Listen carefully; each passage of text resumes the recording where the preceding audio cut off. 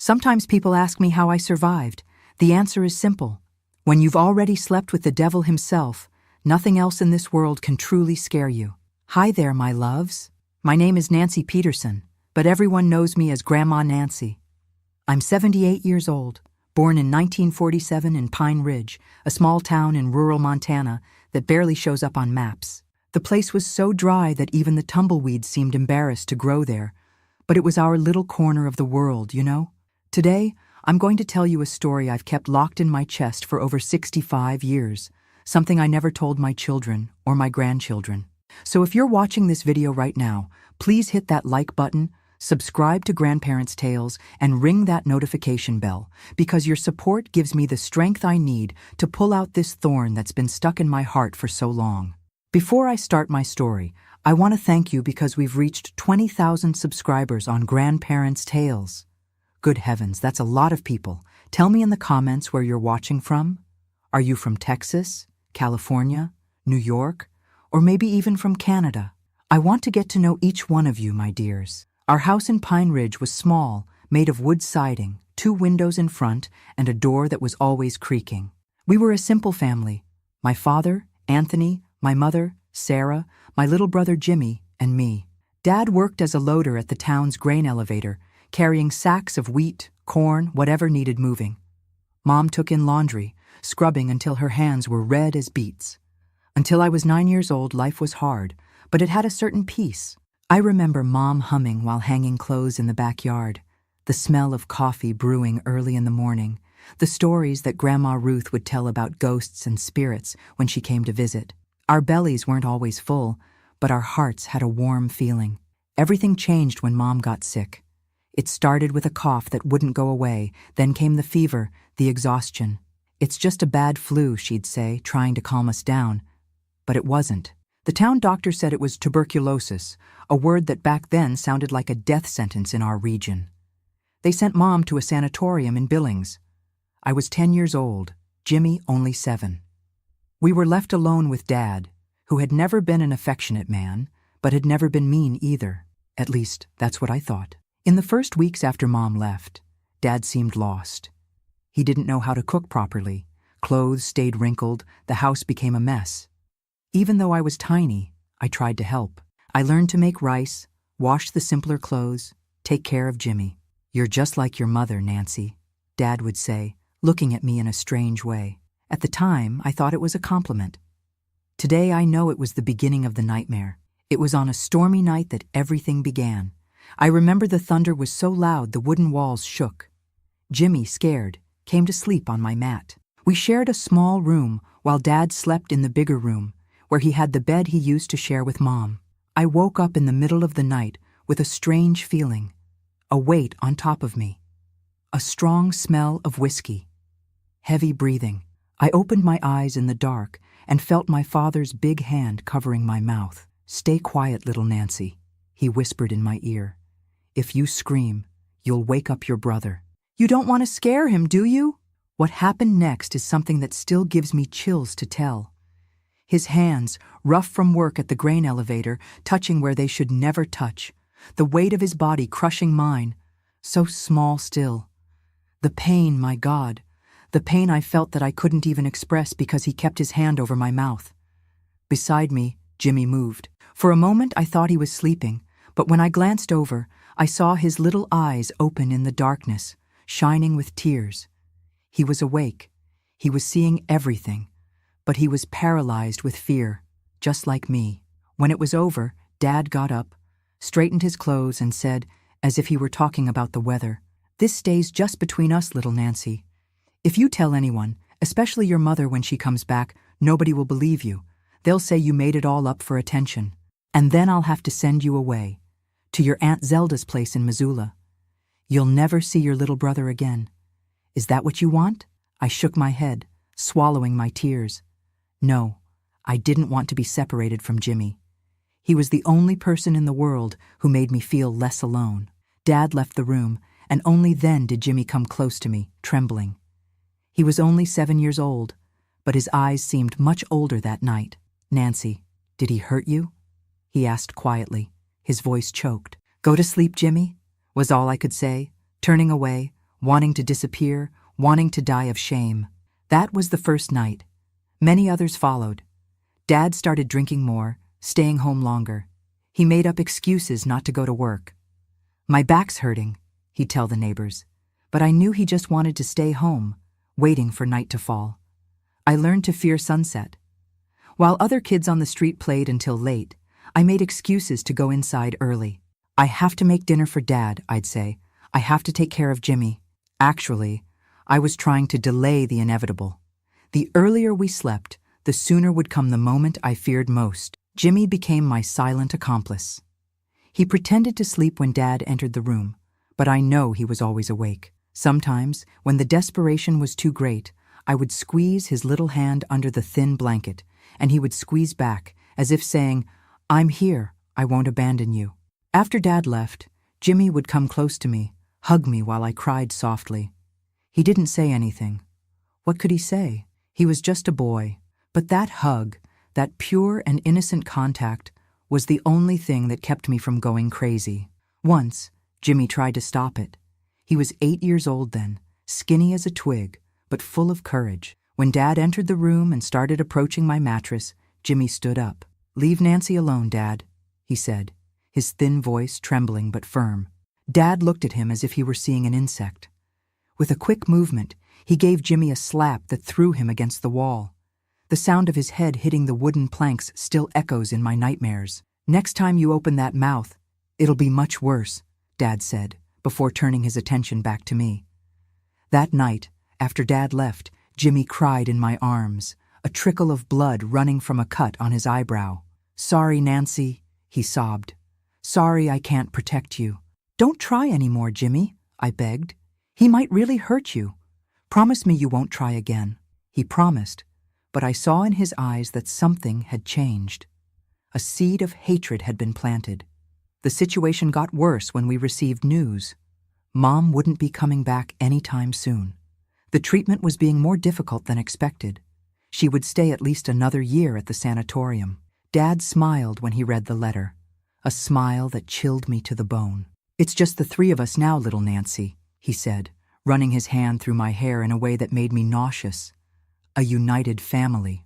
By then, I was already 11 years old. The nightly visits were almost daily. My body, which was beginning to show the first signs of womanhood, ached constantly. At school, the teachers noticed I was always tired, distracted. "What's happening, Nancy?" asked Mrs. Collins, my teacher, one day after class. "You used to be such a good student. Now you just stare out the window." I almost told her. The words were on the tip of my tongue. But then I remembered Dad's threat, "Nobody will believe you." And I remembered Jimmy, how we would be separated if someone found out. "Nothing, ma'am. I just miss my mother." Mrs. Collins believed it, or pretended to believe it.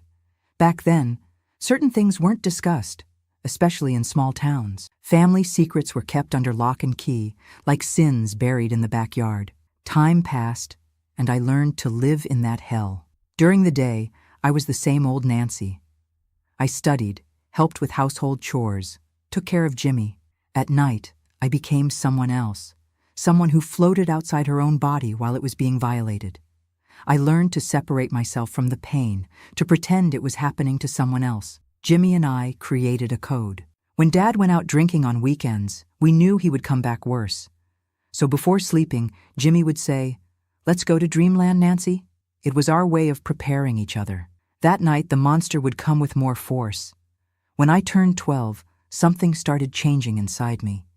Fear was gradually giving way to a dull, constant rage that burned like embers. I started thinking of ways to escape, to free myself from that torment. But how? Where would I go? And Jimmy? I would never abandon him.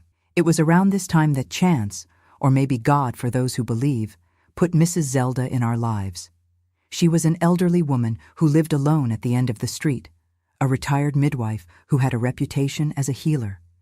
People said she knew herbs that could cure any illness, that she could remove curses, evil eye, all kinds of bad things. One day, Jimmy fell while playing and cut his knee on a piece of glass. The cut was deep, bleeding a lot. Dad wasn't home, thank God, and I, desperate, ran to Mrs. Zelda's house. She received us with a calm that seemed to warm the soul. She cleaned Jimmy's wound, made a bandage with herbs that took away the pain almost instantly, and gave us a sweet tea that tasted like cinnamon and comfort. While taking care of Jimmy, Mrs. Zelda looked at me differently, as if she could see through me, through the loose clothes I wore to hide the marks, through the fake smile I had learned to maintain. "Child," she said, after Jimmy fell asleep on her old sofa, "there's something bad happening in your house, isn't there?" I froze. How did she know? Was she really a witch, like people said? "No, Mrs. Zelda. Everything's fine," I stammered, looking down. She took my hands in hers, old, wrinkled hands, but so warm and secure. "Nancy, look at me. I know the signs. I've seen many girls with that same look you have, the look of someone carrying a burden too heavy for small shoulders. It was like a dam bursting inside me." The tears came, thick, desperate. I couldn't speak, just cry like I had never allowed myself to. Mrs. Zelda hugged me, let me cry until I had no more tears. Then, with a gentle but firm voice, she said, "You don't need to tell me now, but know that there is help in this world. There's a way out. When you're ready, come see me." Alone. Those words planted a little seed of hope in my heart. There was help. There was a way out. Maybe, just maybe, the nightmare could have an end. What I didn't know was that the end would come in a way I could never imagine, and that my little brother, the one who witnessed everything in silence, would have a much bigger role than I expected in our liberation. My dear viewers, this is just the first part of my story. It's hard to talk about, the memories still hurt, but as they say, a word spoken is an arrow shot. Now that I've started, I need to go to the end. I thank each one of you from the bottom of my heart for following me. If this story is touching your heart, please share it with someone you think needs to hear it. Sometimes our pain helps heal others' pain. Jimmy had a very special way of comforting me after the bad nights. He would gather little wildflowers, daisies, dandelions, wild roses, and leave them on my pillow. He never said anything, just put them there, like a silent message. "There's still beauty in this world, Nancy." My little brother turned 9 around that time. He was a skinny boy with big, expressive eyes that seemed to hold more wisdom than any child should have. While other boys his age ran through Pine Ridge's streets playing ball or catching frogs, Jimmy preferred to stay close to me, like an invisible guardian. We almost didn't need words. We developed our own language, made of looks, small gestures, signals that only we understood. A tug on the ear meant, "Be careful." 3 little coughs in a row meant, "He's in a bad mood today." A short whistle was, "Everything's okay. We can relax a little." This way, we protected each other as best we could. When Dad came home with that whiskey smell stronger than usual, Jimmy would fake a stomachache, fever, anything to sleep between me and the door, as if his skinny little body could serve as a barrier. It didn't work, of course. Dad would simply push him aside, sometimes with such force that Jimmy would hit the wall. But my brother never gave up. The next night, there he was again, trying to be my shield. "Why don't you scream, Nancy?" he asked me once in a whisper after Dad had left our room. "If you scream really loud, the neighbors will hear. Then they'll separate us," I replied, holding his little trembling hands. "I can't let that happen, Jimmy. We're all we have in this world." He squeezed my hand back, silent tears running down his dirty little face. "But he's hurting you. Every day worse." It was true. Over time, Dad became more violent, more demanding, as if he needed more to satisfy that demon that lived inside him. The marks on my body were no longer just invisible ones. There were bruises on my arms, legs, sometimes even on my face. At school, I started making up excuses. "I fell from the apple tree in the yard," I'd say. Or, "I tripped on a rock on the path." The teachers pretended to believe, or maybe they really did believe. Back then, in small towns, a poor girl's black eye didn't cause surprise. It was just another detail of the landscape, like the stray dogs on the streets or the drunks sleeping in the town square. Jimmy suffered, watching my suffering. Each night, he witnessed the abuse. Something died inside him. The happy boy he once was disappearing, giving way to a serious child with dull eyes and rare laughter. At school, His teacher sent a note. Jimmy is very quiet, doesn't play at recess, doesn't participate in classes. Did something happen at home? Dad read the note, gave a dry laugh, and threw it in the fire. Nosy teacher. The boy is quiet, takes after my father. Let her mind her own business. But it wasn't just at school that Jimmy was changing. At home, he became more observant, more attentive to everything. He noticed the times Dad left and returned, listened to his conversations with friends at the saloon, paid attention to his habits like a scientist studying a dangerous animal. Once I caught Jimmy going through Dad's things. He was rummaging through the drawer where he kept his razor, the week's money, old documents. "What are you doing?" I asked, scared. "If he catches you—" Jimmy closed the drawer quickly. "I was just looking to see if I could find any letter from Mom. I wanted to know if she's coming back soon." I believed, or wanted to believe. But something in his eyes told me there was more. A new determination, a small but constant fire, like embers that refused to go out. Our bond became even stronger in those days. We were like two castaways clinging to the same board, adrift in a stormy sea. All we had was each other. At night, when we managed to be alone, we told each other stories. Stories of distant places where no one would hurt us. Jimmy had an incredible imagination. He invented entire cities with details so vivid you could almost smell the scents, hear the sounds. "We're going to run away someday, Nancy," he'd say, his eyes shining in the dark. "We're going to a place far away where he'll never find us." "Where to?" I'd ask, entering the fantasy, allowing myself to dream for a few minutes. "To New York, or California, or even to another country. They say in England everyone speaks like us. It would be easy to get by there." I would smile, stroking his hair. "And how are we going to get there, smarty?" "I'm going to work, save money. When I get bigger, strong like Joe from the hardware store, I'm going to take you away from here. It's a promise." The innocence of that plan broke my heart. Joe from the hardware store was a 17-year-old boy who could carry 3 sacks of grain at once. For Jimmy, that was the height of strength, the maximum symbol of what a man could do. What he didn't understand, and how could he, is that not all the physical strength in the world could protect us from the monster that lived in our house. This monster had no claws or teeth. It had authority. It had the right, given by society, to do whatever it wanted with its children, within the 4 walls we called home. Our visits to Mrs. Zelda's house became more frequent. I didn't need an excuse. Dad almost never asked where we were during the day, as long as we were home when he arrived. Mrs. Zelda always received us with a smile and some simple treat, a piece of cornbread, molasses candy, whatever she had. She never pressured me to talk about what happened at home. She seemed to know that when I was ready, I would tell. Meanwhile, she offered us refuge, a little corner of peace where we could just be children for a few hours. It was during one of these visits that I discovered how much Jimmy knew more than he showed. Mrs. Zelda had asked me to get some mint from her backyard, and I was out there for a good few minutes. When I came back, I heard Jimmy's voice coming from the kitchen. "He does bad things to her, Mrs. Zelda, every night. I see everything, but I can't do anything." I froze outside the door, my heart beating so hard it seemed to want to jump out of my mouth. "And your mother, boy?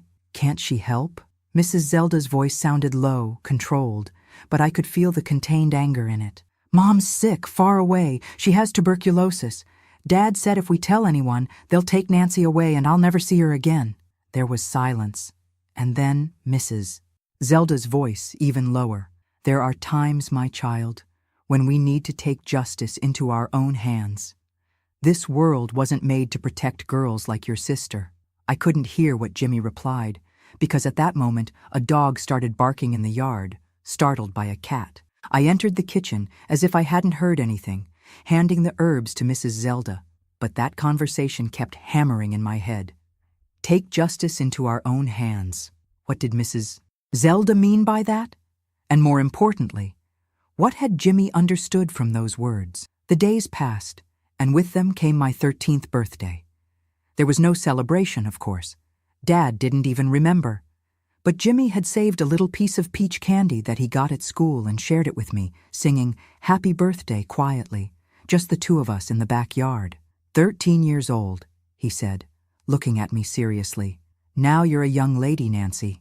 I smiled sadly. I didn't feel like a young lady. I felt old inside, as if I had lived 1,000 years of suffering. My body was changing, yes.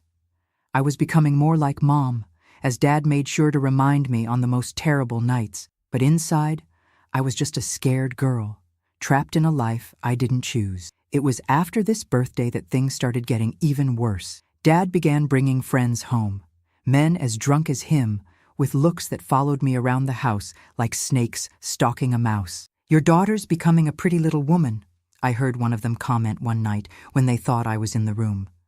"Just like Sarah when she was young." Dad's laugh sounded like a growl.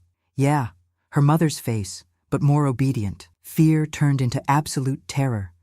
If before I feared what Dad did, now I feared what he might allow others to do. I started locking the bedroom door at night, pushing the old dresser against it for reinforcement. It worked for a few nights. Dad would bang, curse, threaten, but would eventually give up, going back to the living room to drink more with his friends. But I knew it was only a matter of time before he broke down that door or found another way to get to me. Jimmy, always attentive, noticed my growing fear. One night, while we waited for sleep to come, or pretended to wait, since real sleep was a luxury we rarely had, he held my hand tightly. "Nancy, we need to do something," he whispered, so low I almost didn't hear. "This can't continue. What can we do, Jimmy? We're just children." He was quiet for a long moment, and when he spoke again, his voice had a gravity I had never heard before. "Mrs. Zelda knows things that can help." "What kind of things?" I asked, feeling a chill run up my spine. "Herbs, medicines, things that can make a person sleep so deep they don't even feel when someone messes with their stuff. Or things that can make someone not wake up anymore." The last part was said in an almost inaudible breath, but the weight of those words filled the dark room. What Jimmy was suggesting was so scary, so final, that my first instinct was to completely reject it. "No, Jimmy, that's a sin. It's a crime. We can't—" "It's more of a sin what he does to you every night," Jimmy interrupted, his voice choked. "God can't want you to suffer like this. And if he doesn't do anything to help, we have to help ourselves." The raw wisdom in those words, coming from a boy of only 9 years, left me speechless. What Jimmy was proposing was unthinkable, terrible. And yet, as I lay there in the dark, waiting for the creak of the door that would announce another night of horror, a little voice inside me asked, what if it was the only way out? That night, Dad managed to break the door lock. The dresser was pushed with such force that a drawer popped out, scattering our few clothes across the floor. What followed was worse than all the previous nights combined. The anger over the resistance, over the locked door, turned Dad into a wild beast without any trace of humanity. When it finally ended and he left, leaving me like a rag thrown on the floor, Jimmy approached. He had hidden under the bed, trembling, hearing everything. His little face was wet with tears, but his eyes had something new, a cold, adult determination that shouldn't exist in someone so young. "Tomorrow we're going to talk to Mrs. Zelda," he said, not as a suggestion, but as a decision already made. "This can't happen again, Nancy. I won't let it." I didn't have the strength to argue. That night, something broke inside me, not just my body, but my resistance, my hope that things could get better without drastic action. I looked into my little brother's eyes, that child who had seen and heard things no child should witness, and for the first time, I agreed with a nod. Little did I know that simple gesture would be the beginning of a plan that would change our lives forever. A plan born from the desperation of 2 children, fed by the complicit silence of an old midwife, and that would culminate in something that not even in my darkest dreams could I imagine. The next morning, I couldn't get up from the mat. Every little piece of my body screamed in pain, as if I had been trampled by a herd of cattle. Jimmy brought a bowl of water, wet a cloth, and gently passed it over my face, cleaning the dried blood. "I'm going to tell Dad you're sick," he said, arranging the torn blanket over me, "that you can't go to school today." He didn't even need to. Dad left early, without even looking into our room. Maybe he was ashamed of what he had done, or, more likely, he simply didn't care. I stayed in bed all day, floating between consciousness and restless sleep filled with nightmares. Jimmy skipped school to stay with me. From time to time, he would go out and come back with a little water, A ripe banana he had gotten from the neighbor's tree, a piece of molasses he kept under the bed for emergencies. At dusk, when the sun was beginning to set, casting that orange light through the window cracks, I managed to sit up. My lips were cracked, my left eye barely opened from being so swollen. "We need to go to Mrs. Zelda's," Jimmy insisted, looking nervously out the window. "Before he comes back." "I can't go out like this, Jimmy. Everyone will see, will know. We'll go through the back, through the farmland path. Nobody will see us." It was a longer path, behind the houses, crossing a pasture and an abandoned cornfield. It would be almost impossible for me, in the state I was in. But the desperation in Jimmy's eyes was so great that I didn't have the heart to say no. With great difficulty, I got dressed. Jimmy helped me put on my rubber sandals, the only ones I had. I put a scarf over my head, trying to hide as much of my face as possible. We left through the back, like criminals fleeing a crime scene. The walk was torture. Each step was a stab in my most intimate parts, hurt beyond what any girl should endure. Several times I had to stop, lean on Jimmy, breathe deeply to keep from fainting. The sun had completely disappeared when we finally reached the back of Mrs. Zelda's house. Jimmy knocked on the kitchen door, 3 light knocks as we had agreed. Mrs. Zelda answered almost immediately, as if she were waiting for us. When she saw my condition, her wrinkled face contorted in an expression that mixed horror and fury. "Dear Lord," she murmured, helping me inside, quickly closing the door behind us. "Child, what did they do to you?" "It was him," Jimmy answered before I could say anything. "It was the worst of all this time. I thought he was going to kill her." Mrs. Zelda took me to a small room at the back of the house, where there was a narrow bed covered with a patchwork quilt. Carefully, she helped me lie down. "I'm going to prepare some medicines, child. For the pain, for the wounds. But first I need to see where it hurts." With gentle hands, so different from the brutal hands that hurt me night after night, she examined my injuries. She didn't say anything, but I saw silent tears running down her wrinkled cheeks as she applied a fragrant balm to my scrapes. "This can't continue," she finally said, more to herself than to us. "This is the devil's work, not people's. You need to help us," Jimmy pleaded, standing at the room door, his eyes wide with worry. "The way you talked about the other day. Justice by our own hands." Mrs. Zelda looked at him for a long time, then at me, as if she were measuring something, weighing a serious decision. "Are you sure about this, boy? It's a path of no return." "I am," Jimmy answered without hesitation. "If we don't do anything, someday he's going to kill her, or do worse." What could be worse than what I already lived, I thought to myself. But deep down, I knew the answer. Dad had started bringing friends home, friends who looked at me that way. It was only a matter of time before I couldn't even complete the thought. It was too terrible. Mrs. Zelda sighed deeply, as if the weight of the world were on her thin shoulders. "I'm going to make tea for the pain now. Then we'll talk about the rest." She left the room, leaving me alone with Jimmy. My little brother approached the bed, held my hand between his, still so small. "Everything's going to be okay, Nancy," he whispered, with a conviction that didn't match his 9 years. "I promise. He'll never hurt you again." Mrs. Zelda's tea took effect almost immediately. The pain that throbbed throughout my body began to diminish, giving way to a pleasant numbness. For the first time in days, maybe weeks, I relaxed completely. I must have fallen asleep, because when I opened my eyes again, morning light was coming through the window cracks. For a moment I was disoriented, not knowing where I was. Then the memories came back. The terrible night, the painful walk to Mrs. Zelda's house, the mysterious tea. I sat up in bed, surprised to realize that the pain had diminished considerably. It still hurt, yes, but it was bearable now. I managed to get up alone, walk to the room door. From outside, I heard low voices coming from the kitchen. I recognized Mrs. Zelda's and Jimmy's, talking in urgent tones. I approached slowly, still a bit dizzy. "Has to be in the food," Mrs. Zelda was saying. "Or in the drink, preferably in the whiskey so he won't taste it." "And how long does it take to work?" Jimmy's voice, serious like an adult's. "Depends on how much he takes. If it's all at once, about an hour. If it's little by little, it could take days. And there's no danger of him finding out? Not if you're smart. The taste is strong, but whiskey disguises it well. And when he starts feeling the effects, he'll think it's just drunkenness. I froze halfway there. What were they talking about? What plan was this? Part of me knew exactly what was happening, but another part, maybe the innocent girl who still existed somewhere inside me, refused to believe. I entered the kitchen, and both heads turned to me, guilty expressions on their faces. "What are you talking about?" I asked, my voice still weak. Mrs. Zelda exchanged a look with Jimmy, then sighed. "Sit here, my child. We need to talk." I sat at the worn wooden table, my hands trembling.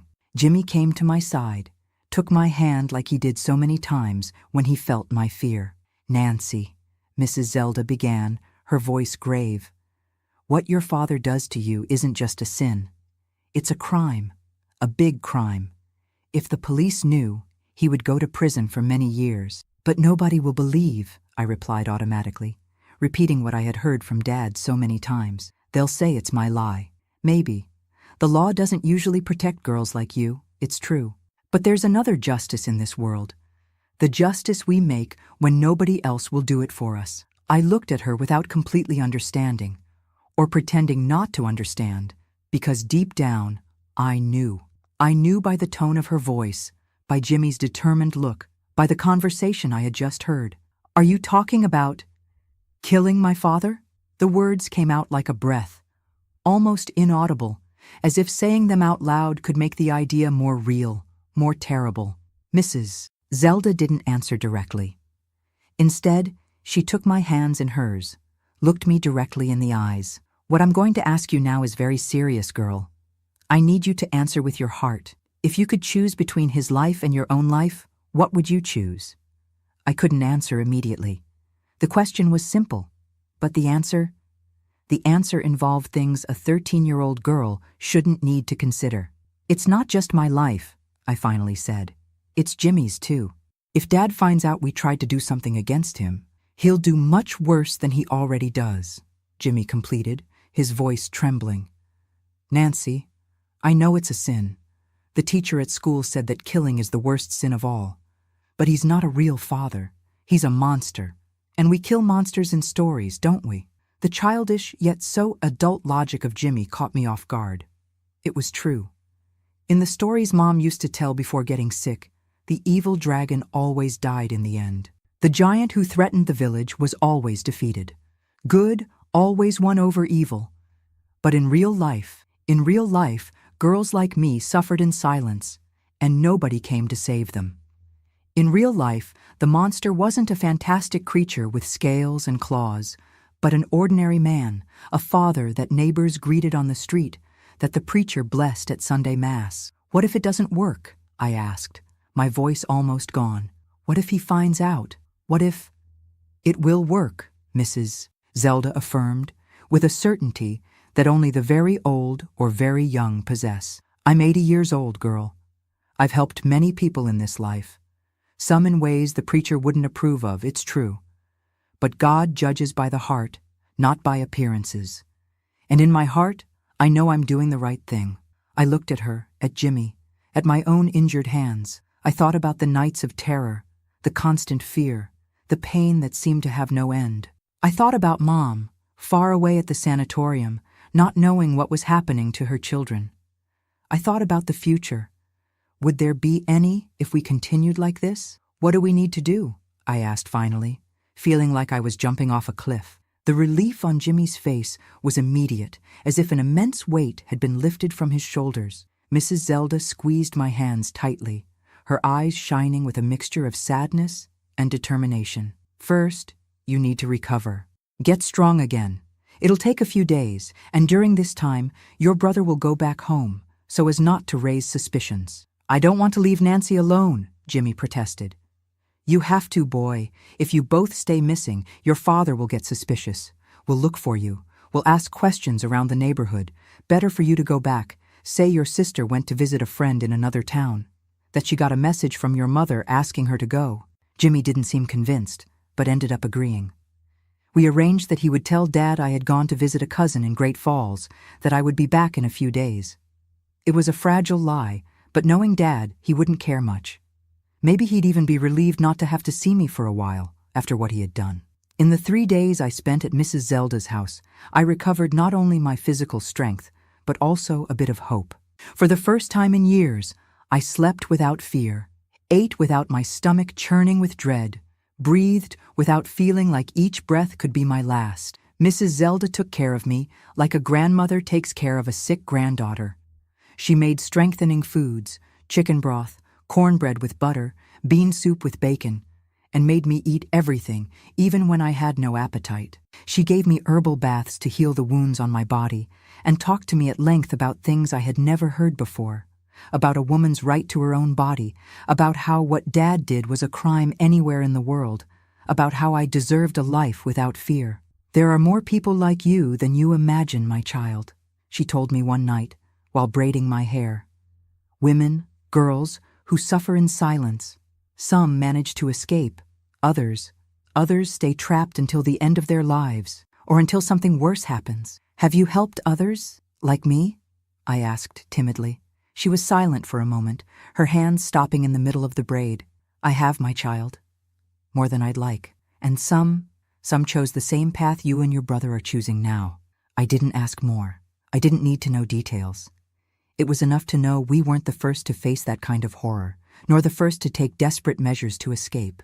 On the morning of the 4th day, Jimmy appeared early. He was thinner, with deep dark circles, but there was a nervous excitement in his movements. "Did he believe it?" I asked, while we ate the corn porridge Mrs. Zelda had prepared. "He believed. Didn't even ask many questions, just wanted to know when you're coming back." I exchanged a look with Mrs. Zelda. Dad's question wasn't out of concern. We knew well. It was for something else, something that made my blood freeze even being far from him. "And what did you answer?" Mrs. Zelda asked Jimmy. "That she comes back tomorrow, that she just went to visit the cousin who's sick, tomorrow." The word fell like a stone between us.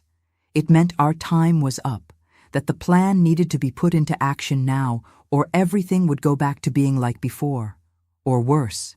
"Then it's today," Mrs. Zelda declared, getting up from the table. She went to an old cabinet in the corner of the kitchen, opened a bottom drawer, and took out a cloth bundle. She placed it on the table between us. "This here is white snake root, mixed with other herbs that only I know. It has no taste, no smell, when mixed with whiskey. But it's deadly." I looked at the bundle as if it were a snake ready to strike. It was small, harmless in appearance. Hard to believe that something so simple could end a life. "How much does he need to drink?" Jimmy asked, his voice firm, as if he were asking about a common recipe.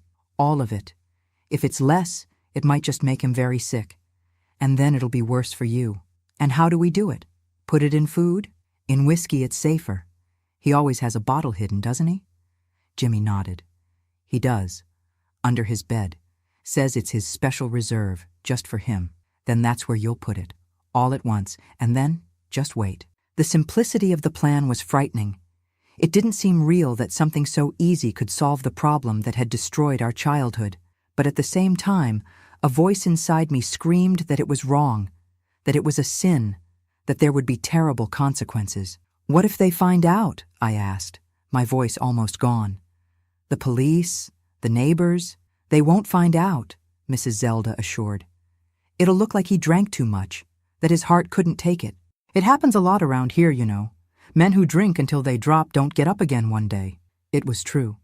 In recent years, at least 3 men in town had died like that, found in the morning after a night of drinking, cold as stone. Nobody investigated much. It was the natural destiny of those who lived with a bottle in hand, they said. And you can't tell anyone. Ever. Not when you're old, not in confession, not on your deathbed. This secret goes with you to the grave, understand? We nodded solemnly. The weight of that secret pact seemed even heavier than the bundle Mrs. Zelda pushed into Jimmy's hands. "Keep it well," she instructed. "Inside your clothes where nobody will see. Only take it out when it's time to put it in the bottle." Jimmy hid the bundle inside his shirt, close to his heart. His eyes, normally so sweet and childish, had a dark determination that scared me a little. "It's the only way, Nancy," he said, noticing my hesitation. "If not, he'll continue. It'll get worse. You heard what he said to his friends the other day, about letting them—" He didn't finish the sentence. He didn't need to. I had heard too, through the door, the coarse laughter, the insinuations, the terrible promises. It was only a matter of time before Dad fulfilled them. "It's right," I said finally, swallowing the lump in my throat. "Let's do it." Mrs.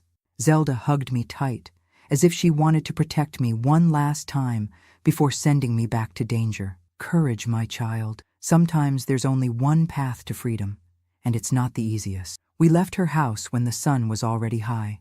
The walk back home seemed longer than ever, each step bringing us closer not just to our home, but to a point of no return in our lives. While we walked side by side, Jimmy took my hand, as he did so many times to comfort me. But this time, it was he who squeezed tight, as if he needed my strength, not the other way around. "Everything's going to be okay," I whispered, trying to convince myself as much as him. "Tomorrow, we'll be free." Free. The word sounded strange, almost incomprehensible. What would freedom be like? What would it be like to sleep without fear, wake up without terror, live without that constant shadow over us? I didn't know, but I was willing to find out, even if the price was carrying forever the weight of what we were about to do. What we didn't know, as we walked back home on that hot afternoon in 1960, was that fate had other plans for us. Plans that didn't involve poison or premeditated death. But that would be equally definitive. When we got home, silence greeted us like a bad omen. There was no sign of Dad, which was strange at that hour of the afternoon. Normally he would be sleeping, recovering from the previous night's drinking, or sitting by the door, rolling a corn-husk cigarette with those thick fingers that caused me so much dread. "Where could he be?" Jimmy whispered, looking around as if Dad could jump out of some dark corner at any moment. We entered slowly, stepping on tiptoes, like two small thieves invading enemy territory. The house was a bigger mess than usual. Dirty dishes piled up in the kitchen sink, empty bottles on the floor, clothes scattered around. There was a strange smell in the air, a mixture of sweat, whiskey, and something else I couldn't identify. That's when we noticed Dad's bedroom door, slightly open. From inside came a muffled sound, like a moan or a snore. I exchanged a look with Jimmy, my heart racing. It was our chance. If Dad was sleeping, too drunk to notice our presence, we could put the poison in the bottle without problems. But first, we needed to be sure. Very carefully, Jimmy approached the door and peeked through the crack. What he saw made his little face turn pale. He backed away quickly, signaling for me to be quiet, and pulled me to the backyard. "There's a woman with him," Jimmy whispered, his eyes wide. They're in bed." The news caught me by surprise. Dad had never brought women home since Mom went to the sanatorium, at least not that I knew of. Who could it be? And what did this mean for our plan? "Who is it?" I asked quietly. "I don't know. Never saw her, but they're drinking. There's a bottle there." My brain worked quickly, trying to adapt our plan to this new situation. If Dad had company, it would be harder to put the poison in the drink without being noticed. On the other hand, if they were drinking, maybe they would become unconscious soon, and then we would have our chance. "Let's wait," I decided. "Stay out here until they sleep, or the woman leaves." We went to the back of the yard, where an old oak tree offered shade and a reasonable hiding place. From there, we could see the house without being seen. We sat on the beaten earth, leaning against the tree trunk, and waited. The sun began to set, painting the sky in orange tones. Hunger was pressing, but we didn't dare go in to get food. The bundle from Mrs. Zelda remained hidden in Jimmy's shirt, close to his heart, like a dark secret we carried. "Do you think we're going to hell?" Jimmy asked suddenly, his voice so low I almost didn't hear. The question caught me off guard. I hadn't thought about it, or rather, I had avoided thinking. At church, the preacher always said that taking someone's life was a mortal, unforgivable sin. But Mrs. Zelda had said something else. That God judged by the heart, not by appearances. "I don't know," I replied honestly. "But if we are, at least we'll be together." Jimmy nodded, as if that were comfort enough. For us, hell couldn't be much worse than what we already lived, and if the price of freedom was eternal damnation, maybe it was worth it. When night fell completely, we heard loud laughter coming from the house. The front door opened, and a woman came out, staggering a little. Even in the darkness, I could see she was young, maybe 20 years old, with a tight dress and disheveled hair. Dad appeared at the door, shirtless, holding a bottle. "Coming back tomorrow?" he asked, his voice slurred by drink. The woman laughed, a sharp sound that cut through the night. "If you have more of that good whiskey, I'll come back." They said goodbye, and Dad stood at the door, watching the woman walk away down the dirt road. Then he staggered back inside, closing the door behind him. "Now?" Jimmy asked, his hand already going to the hidden bundle. "Not yet," I whispered. "We have to wait for him to sleep. If he catches us—" I didn't need to finish the sentence. We both knew what would happen if Dad caught us trying to poison him. It would be the end of everything. We waited another hour, crouched in the dark, listening to the sounds of the night. Crickets singing, a dog barking in the distance, the gentle wind rustling the oak leaves. Finally, when the house became completely silent, we decided it was time. "I'll go," Jimmy declared, getting up. "You stay here watching. If he wakes up, you whistle like a mockingbird. Remember how we used to do?" I nodded, my heart so tight I could barely breathe. I didn't want to let Jimmy go alone, but I knew it was more sensible. I made more noise, was still a bit weak from the injuries, and if Dad suddenly woke up— "Be careful," I whispered, hugging my little brother tightly. "Anything wrong, run." Jimmy took the bundle from inside his shirt, untied the cloth knot with trembling fingers. Inside was a yellowish powder, almost shiny in the darkness. It looked harmless, like brown sugar or cinnamon. Hard to believe that could kill a grown man. "Put it all in the bottle," I repeated Mrs. Zelda's instructions. "Mix it well, and then get out of there as fast as possible." With one last determined look, Jimmy headed toward the house, silent as a cat. I stayed there, my eyes fixed on the back door, praying to all the saints I knew, asking for protection for my brave little brother. The minutes that followed were the longest of my life. Each second seemed like an eternity. I imagined Jimmy entering the room where Dad slept, pouring the poison into the bottle, the terror of being so close to the monster that tormented us. Then, suddenly, I heard a noise. It wasn't the whistle we had agreed on. It was a scream. A man's scream, furious, followed by the sound of something breaking. Without thinking, I ran to the house. When I reached the back door, I heard Dad's voice, loud and drunk. "What are you doing, boy? Messing with my things?" I ran inside, my heart in my throat. In the poorly lit living room by an oil lamp, I saw the scene that would haunt me for decades. Dad holding Jimmy by the neck, my brother's little face already red from lack of air, his little feet suspended in the air. "Let him go," I screamed, throwing myself against Dad with all the strength I could muster. It was like hitting a brick wall, but the impact made him stagger, release Jimmy for an instant. My brother fell to the floor, coughing, trying to catch his breath. Dad turned to me, his eyes injected with hatred and whiskey. "So you came back, you little whore? And still planning to kill me? I found the boy with this powder, trying to put it in my drink." He showed Mrs. Zelda's bundle, now crumpled in his big hand. The yellowish powder was spilling between his fingers, falling to the floor like golden rain. "It's not what you think," I tried to lie, my voice trembling. It's medicine. For Jimmy. He's sick." "Liar!" Dad roared, advancing toward me. "You think I'm stupid? I know exactly what this is. It's rat poison. You were going to kill me while I slept, you little devils." I backed up until I hit the wall. There was nowhere to run. I closed my eyes, expecting the blow that would surely come.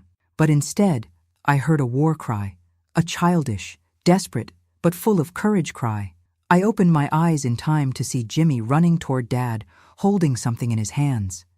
At the last moment, I recognized the object, the old hunting knife Dad kept on top of the cabinet, the one he used to clean fish when we still went fishing, in the times when Mom was home and everything seemed normal. "Leave my sister alone," Jimmy screamed, plunging the knife into Dad's leg with all the strength his skinny little body could muster. The sound that came from Dad's throat wasn't human. It was a roar of pain and fury, like a wounded animal. He turned, forgetting about me, concentrating all his rage on Jimmy. "You're going to die, boy," he growled, pulling the knife from his own leg, blood dripping and staining the dirt floor. "I'm going to finish you right now." What happened next was like a nightmare in slow motion. Dad advanced toward Jimmy, who was paralyzed with fear. I threw myself between them, trying to protect my brother. There was a push, a loss of balance, and then the knife. I don't know exactly how it happened. Whether Dad tripped on his own blood, whether Jimmy tried to defend himself, whether I pushed at the right moment. I only know that in one instant, Dad was standing, threatening. In the next, he was on the floor, the knife buried in his chest, his eyes wide with surprise. "Nancy," he murmured, my name coming out like a blood bubble between his lips. And then, nothing more. We stood paralyzed, Jimmy and I, looking at our father's body, fallen on the living room floor like a discarded rag doll. Blood spread, forming a dark pool around him, shiny in the weak light of the oil lamp. Is he dead?" Jimmy asked, his voice almost inaudible. I knelt beside the body, trembling so much I could barely move. I put my hand on Dad's neck, looking for a pulse, like I had seen Mrs. Zelda do once when old Sebastian fainted at the market. Nothing, just the still warm skin, but already beginning to cool, and the complete absence of movement. "He is," I replied, moving away as if the body could attack me at any moment. "He's dead." The reality of the situation fell on us like a storm. We had planned to kill our father, yes, but with poison, during sleep. A death that would seem natural, that wouldn't raise suspicions. Now we had a bloody body in the middle of the living room, a knife, clear evidence of struggle. "What do we do?" Jimmy asked, looking at me with those huge eyes, full of fear and trust at the same time. In that moment, I needed to grow up. There was no more time to be a child, to be afraid, to hesitate. We were just the two of us now, and we needed to act fast. "We need to clean everything," I decided, my brain working frantically. "And then we have to make it look like an accident, or that someone broke into the house." We spent the following hours in a trance of terror and efficiency. We cleaned the blood from the floor as best we could. We turned the house upside down, as if there had been a robbery. We took the little money Dad kept in a biscuit tin to reinforce the idea of theft. The knife, we cleaned and threw in the creek that ran behind the town. The blood-stained clothes, we burned in the backyard, in a small fire we made with dry twigs. When the sun began to rise, we looked around. The house seemed to have been ransacked. Dad's body was stretched on the living room floor, the whiskey bottle broken beside him, as if it had fallen from his hand. The story we created was simple. We had slept in the back room, heard noises, and when we woke up, we found Dad like that. Someone must have broken into the house during the night, looking for money or things to steal. "Now we cry," I instructed Jimmy, holding his trembling little hands. "Cry really loud, so neighbor Mrs. Johnson hears and comes to see what happened." It wasn't hard to cry. The tears came naturally, not from sadness over Dad's death, but from fear, relief, guilt, 1,000 mixed emotions we couldn't name. We cried, embraced, our sobs echoing in the silent house, while the sun rose on the horizon, marking the first day of the rest of our lives. Mrs. Johnson appeared shortly after, attracted by the screams. Behind her, other neighbors. Soon the house was full of people, exclamations of horror, questions we answered between sobs, keeping our story simple, consistent. "I heard a noise, Mrs. Johnson," Jimmy told, tears running down his pale little face. "Then when I came to see, Dad was like this, on the floor. There was someone running outside. I saw through the window." Someone went to call the police, which in that small town consisted of 2 grumpy men with rusty revolvers. They asked a few basic questions, looked around, and quickly reached the conclusion we expected. A robbery gone wrong. The thief probably didn't expect to find someone home. There was a fight, and Dad ended up stabbed. "What a shame," one of the policemen commented, without seeming to really feel sorry. "But these things happen. Do you have any relatives who can stay with you?" "Our mother," I replied promptly.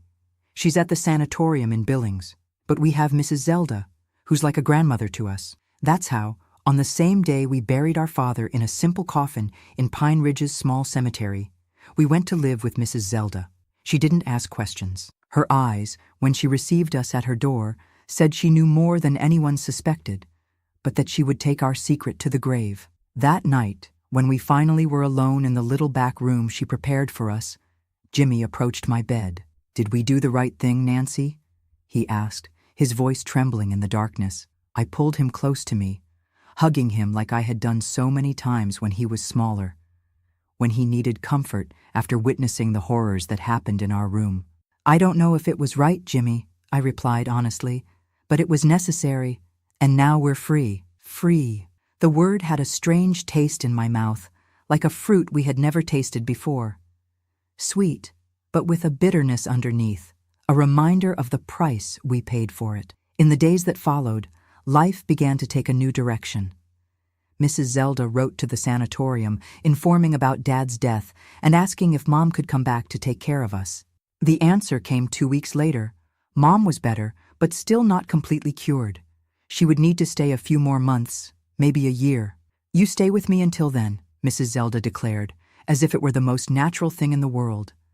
"This house is too big for an old woman alone anyway." And so began our new life. Mrs. Zelda taught us about herbs, about ancient cures, about secrets passed down from generation to generation.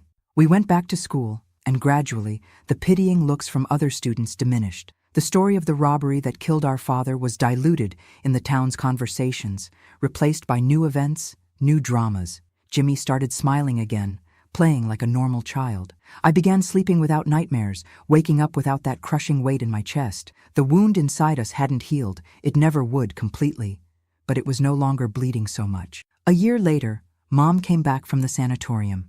She was thinner, with a different shine in her eyes, but alive. The reunion was a mix of joy and sadness. Joy to have her back, sadness for what we couldn't tell, for the secret we would carry forever. "You've grown so much," she said, hugging us tightly. "And changed. You have a different look now, older." We didn't tell her what Dad had done during her absence. Why would we? She already carried the weight of illness, of forced separation. We let her believe the robbery story, let her cry for her husband's death without knowing what kind of monster he really was. Over time, Mom got a job as a cook at the mayor's house. We rented a small but clean house near the school. Life took on a normal rhythm, or as normal as possible for those who carried the kind of secret we carried. At night sometimes, when everyone was sleeping, I would take Jimmy by the hand and we would go to the backyard to look at the stars. It was our moment, just ours, when we could be completely honest with each other, without fear that someone would hear. "Do you regret it?" he asked me on one of those nights when he was already 10 years old, almost a year after Dad's death. I thought for a long time before answering. I thought about the nights of terror, the pain, the humiliation. I thought about the plan with the poison, which didn't work. I thought about the knife, the blood, the body fallen on the floor. I thought about the freedom we conquered, the price we paid for it. "No," I replied finally, with an honesty I could only have with him. "I don't regret it. He was going to end up killing us, sooner or later, or worse. It was him or us, Jimmy, and I would choose us 1,000 times." My little brother nodded, as if it were exactly the answer he expected. We stayed there, in silence, looking at the stars, 2 children who had to grow up too fast, who had to make choices no child should have to make. But we were alive, we were together, and in some strange and twisted way, we were free.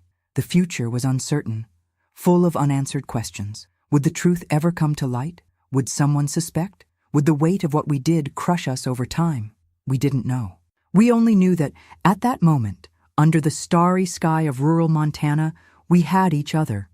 And for now, that was enough. What we call destiny is a funny thing, my loves. Sometimes it takes such big turns that we get lost along the way, but in the end, it seems like everything had to be exactly as it was. Even the most terrible things have a purpose that we only understand much later. 5 years passed after that night. I was already 18 years old, a grown woman, as they said around there. Jimmy was 14, growing fast, almost as tall as me. Mom had recovered well from tuberculosis, although sometimes she still had coughing fits on the most humid days. Our simple little life in Pine Ridge had found a rhythm, a peace that before seemed impossible. Nobody talked about Dad's death anymore. The robbery gone wrong had become just another sad story among so many in that small town. Our secret remained buried deep, known only by me, Jimmy, and Mrs. Zelda, who continued being our confidant and protector even after we went back to living with Mom. I worked now as a helper at the school, cleaning the rooms and sometimes even substituting teachers when they were absent. I didn't earn much, but together with Mom's salary at the mayor's house, it was enough to support us. Jimmy had gotten an afternoon job delivering packages for Mr. Jack's general store. It was on one of those deliveries that destiny knocked on our door in a way nobody could predict. Jimmy came home that afternoon with a different shine in his eyes, a nervousness that wasn't typical of him. "What's wrong?" I asked, while washing clothes at the backyard sink. "You look like you've seen a ghost." "Worse than a ghost, Nancy," he replied, sitting on the doorstep, his voice low, so Mom, inside the house, wouldn't hear. "I delivered a package today to a man who arrived in town. Do you know who he is?" "How would I know? I don't even know the guy." "He's an investigator from the state capitol. He came to solve some old cases that the police here never figured out." I felt the blood freeze in my veins. An investigator? After so much time. But why? Who would have interest in digging up old stories in a forgotten small town like ours? And what cases are those?" I asked, trying to keep my voice steady, my hands continuing to rub soap on the clothes as if nothing had happened. "I don't know for sure." He didn't talk much, but I heard him ask Mr. Jack about strange deaths in recent years, including Dad's. The soap slipped from my hands, falling into the water with a muffled sound. For an instant, it was as if time had gone back. Fear, that old companion I thought I had left behind, crawled up my spine like a poisonous snake. "It must be routine," I tried to say, more to calm myself than because I really believed it. "Those men from the Capitol always want to show off when they come to rural areas. Maybe he doesn't even know what he's really looking for." But Jimmy's expression told me he wasn't convinced, and deep down, neither was I. That night, I couldn't sleep. I tossed and turned in bed, my thoughts fixed on that unknown investigator. What if he found out? What if someone from the neighborhood had seen something that night, something they never told until now?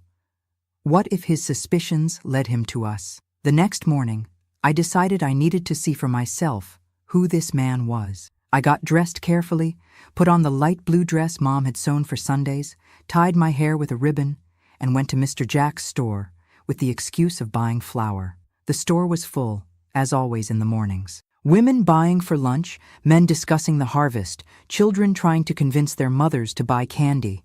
Mr. Jack was behind the counter, weighing beans on an old scale. "Good morning, Mr. Jack," I greeted, trying to seem casual. "I came to get a pound of flour for Mom." "Good morning, Nancy," he replied, smiling. Everyone in town called me that, even though I was already an adult. "Your mother's better from the cough?" "She is, thank God. Mrs. Zelda's syrup helped a lot." While he measured the flour, I tried to probe discreetly. "Jimmy told me there's someone new in town, a man from the Capitol?" Mr. Jack looked up, interested in my interest. "There is.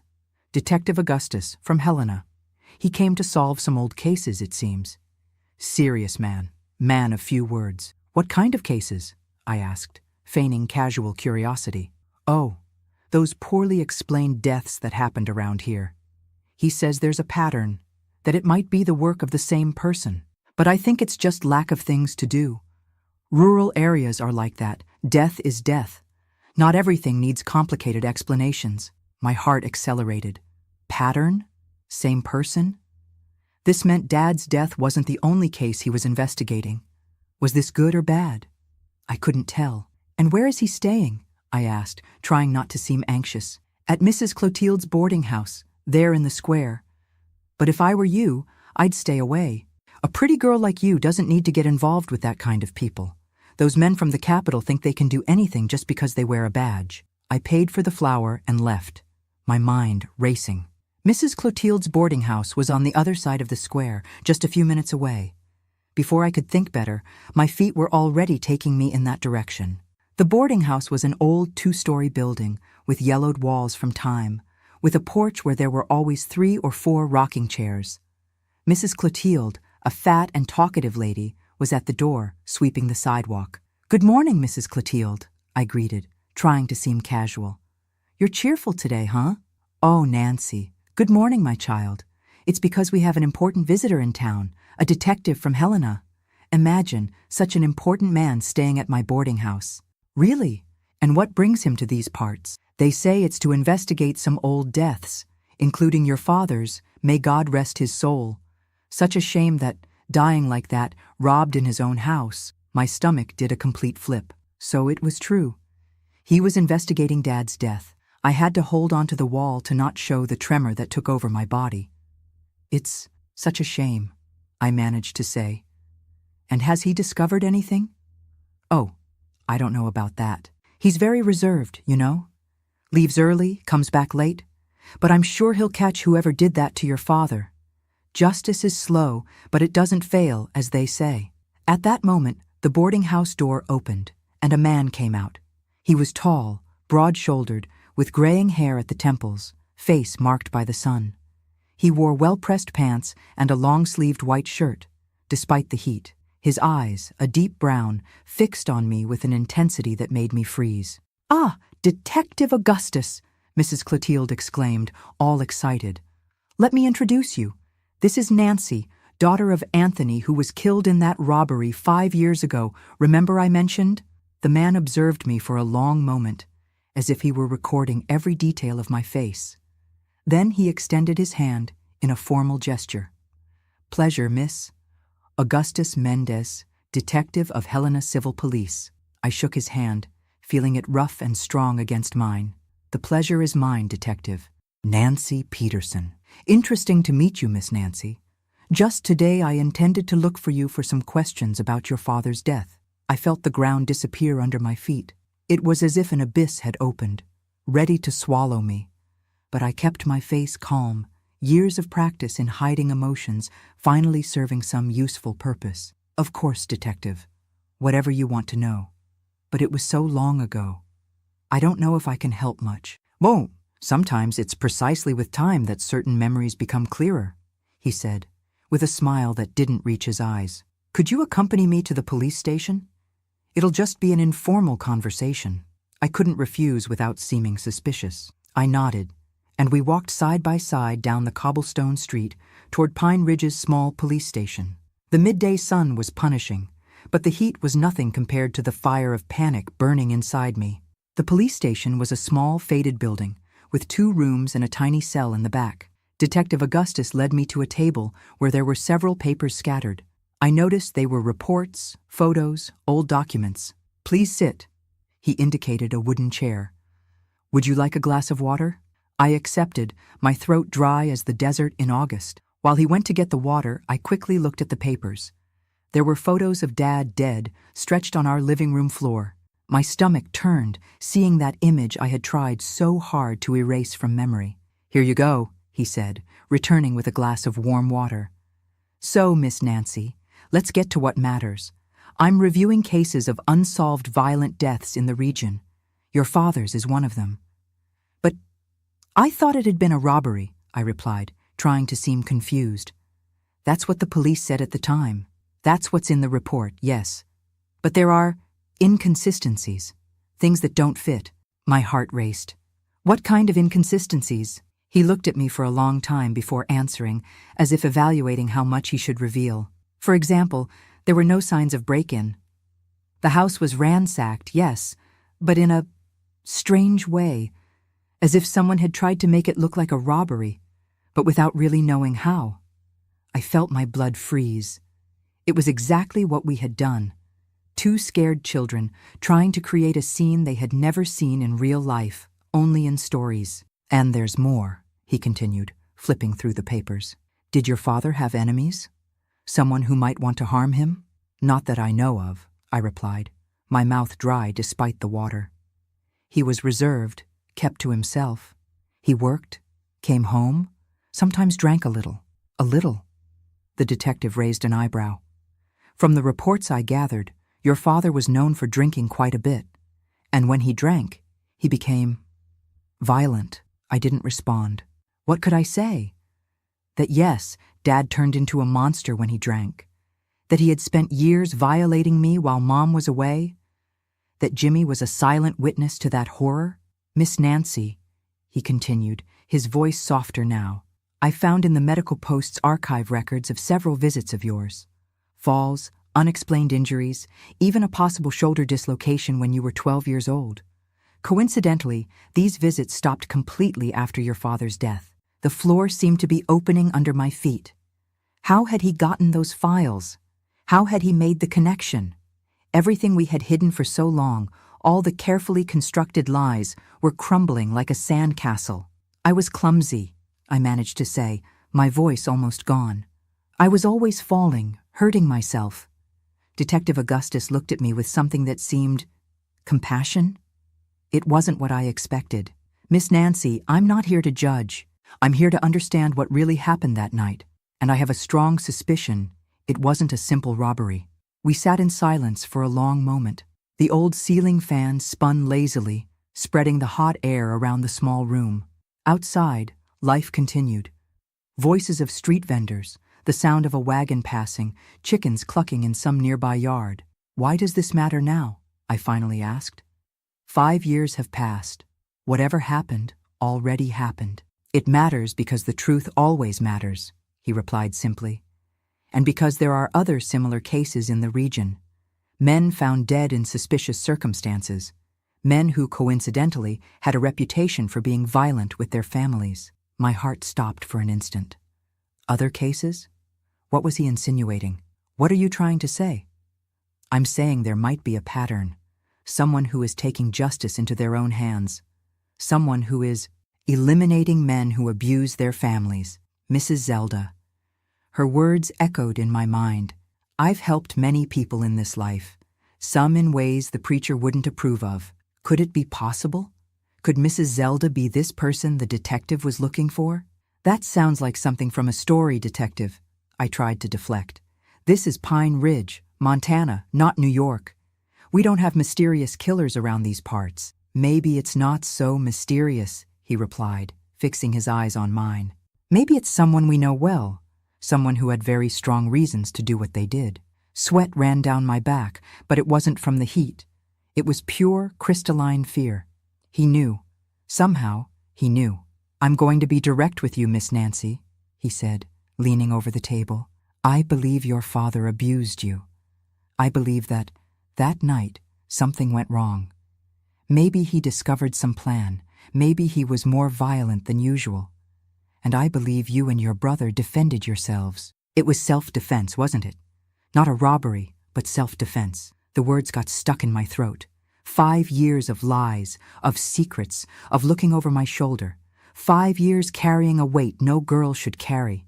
And now, this man, this stranger, came and put everything in words so simple, so direct. If I say yes, I managed to murmur. What happens next? Will we be arrested? My brother, my mother? Did your mother know? No. She was at the sanatorium. Tuberculosis. She never knew anything. Detective Augustus leaned back in his chair, thoughtful. Do you know why I'm investigating these cases, Miss Nancy? It's not to arrest anyone. It's because I also had a sister, younger than me, and I also had a father like yours. I looked at him, surprised by the unexpected revelation. There was an old pain in his eyes, something that never completely healed. What happened to your sister? I asked, almost without wanting to. She didn't have your courage, nor the luck of having a brother who would defend her. She hanged herself at 15. She left a letter explaining why, but my mother burned it before anyone could read it. To preserve the family's honor, she said, as if there were honor to preserve. A heavy silence fell between us. Suddenly, he was no longer the feared investigator, the man who could destroy our lives. He was just someone who understood, who knew that specific pain we carried. What's going to happen now? I asked again. He gathered the papers scattered on the table, organizing them in a folder. Officially, I'm going to close the case. The report will say that all evidence confirms the original robbery theory, that there are no reasons to reopen the investigation after so much time.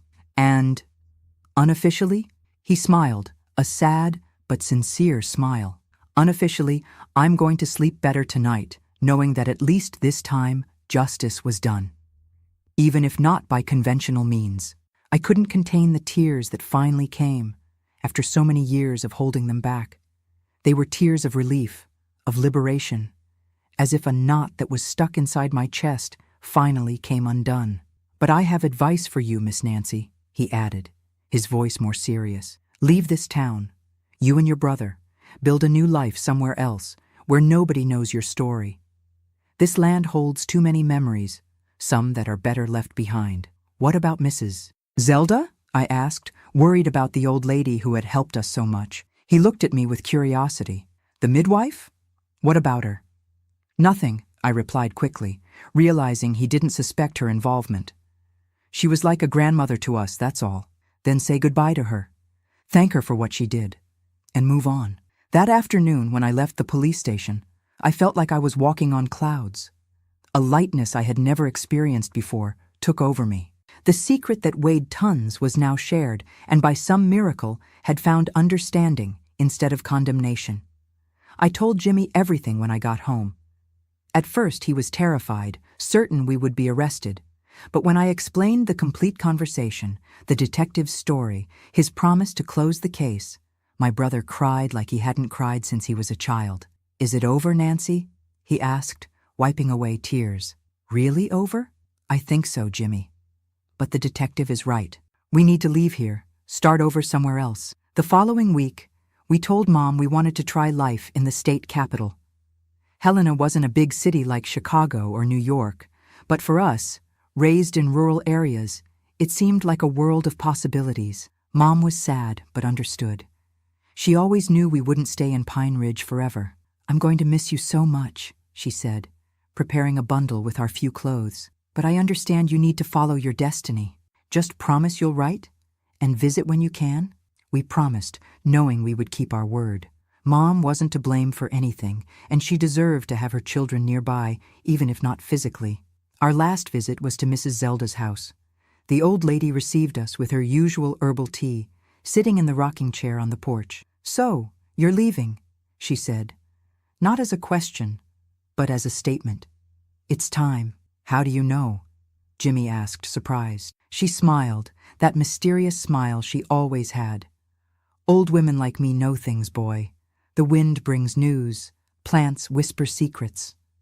We said goodbye with tears and promises to write. When we were already leaving, Mrs. Zelda called me back. Nancy, my child, remember what I told you years ago? That sometimes justice needs to be done by our own hands? I nodded, unable to speak. It's not always as we plan. Sometimes destiny has its own ways. But in the end, what matters is that you are free, and will continue to be free. She took my hand in hers, wrinkled and warm. And know that you weren't the first, nor will you be the last to find freedom that way.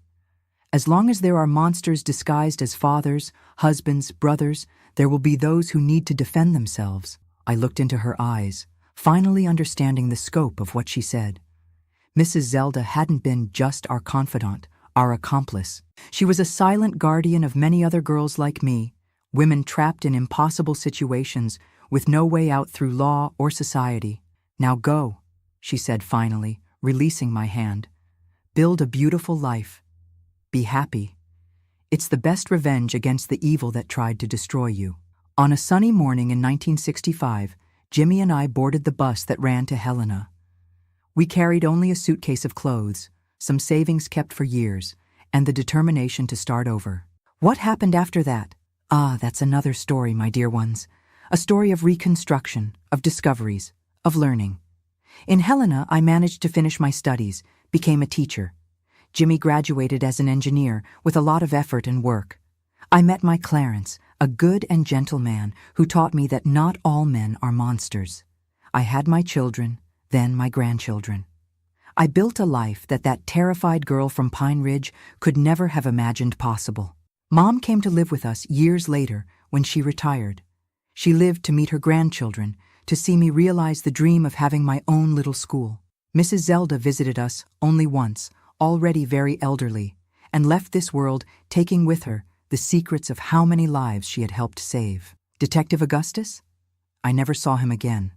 I only learned from a newspaper years later that he had retired and written a book about unsolved crimes in rural areas. The book's title was Invisible Justice. I bought it, but never had the courage to read it.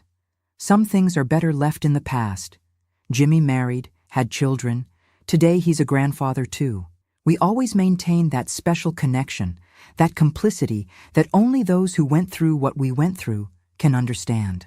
Sometimes we still sit together to look at the stars, now from the balcony of my apartment in Seattle, where I moved 20 years ago. And the secret? It continues being a secret, now shared only with you, my dear ones who watch me. Why? Because stories like this need to be told, not to encourage violence or revenge, but to show there's a way out, that even in the most desperate situations, there's a path to freedom. Today, so many years later, I look back and think, was it justice? Was it crime? Was it sin? I don't know. I only know it was survival, and I would give anything so that no girl in the world would need to make the decisions I made at 13 years old. If you're watching me and going through similar situations, know that today there are laws, there are shelters, there are people willing to help. You don't need to reach the point I reached with Jimmy. Ask for help, report. There's a way out. And before I say goodbye, I really want to thank you for the 20,000 subscribers that Grandparents' Tales already has. That's a lot of people, good heavens. To participate in our monthly giveaway of $300, just be subscribed to the channel, activate the bell, like the video, and leave a comment saying where you're watching from. A loving kiss from Grandma Nancy, who learned the hard way that sometimes we need to be wolves so we won't be devoured by them. Until the next video.